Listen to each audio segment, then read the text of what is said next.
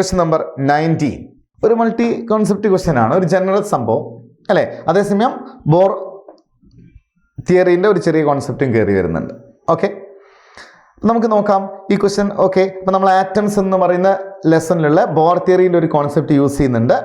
അതേസമയം തന്നെ നമ്മൾ മൂവിങ് ചാർജസ് ആൻഡ് മാഗ്നറ്റിസം എന്ന് പറയുന്ന ലെസണിൽ പഠിച്ചിരിക്കുന്ന ഒരു മൂവിങ് ഇലക്ട്രോണിൻ്റെ മാഗ്നറ്റിക് ഡൈപോൾ മൊമെന്റ് എന്ന് പറയുന്ന കോൺസെപ്റ്റും കയറി വരുന്നുണ്ട് അല്ലെ. നമുക്ക് നോക്കാം.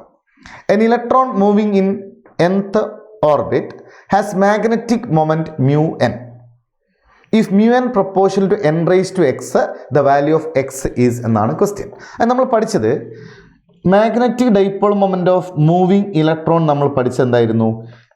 E/2m into angular momentum L എന്നാണ് പഠിച്ചത്, അതിൻ്റെ മാഗ്നിറ്റ്യൂഡ് അല്ലേ. അതാണ് നമ്മൾ mu n എന്ന് പറയുന്നത്, ശരിയല്ലേ. അക്കോർഡിംഗ് ടു ബോർ തിയറി ഈ ഇലക്ട്രോണിൻ്റെ angular momentum of electron in the nth orbit nh/2π എന്ന് നമ്മൾ പഠിച്ച ഓർമ്മയില്ലേ നിങ്ങൾക്ക്?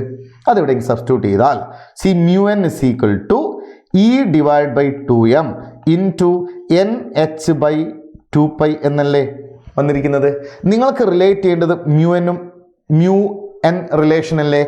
ബാക്കി ഈ കോൺസ്റ്റൻ്റ് ആണ്, 2m constant, h constant, 2π constant.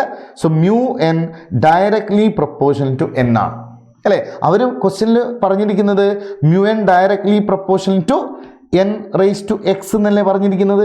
നിങ്ങൾ കിട്ടിയിരിക്കുന്നത് mu n directly proportional to n അല്ലേ. അപ്പോൾ എക്സിൻ്റെ വാല്യൂ എത്രയാണ്? എക്സിൻ്റെ വാല്യൂ 1 ആണ്. സോ നമ്മുടെ ആൻസർ വരുന്നത് ഓപ്ഷൻ 2 ആണ് വരിക.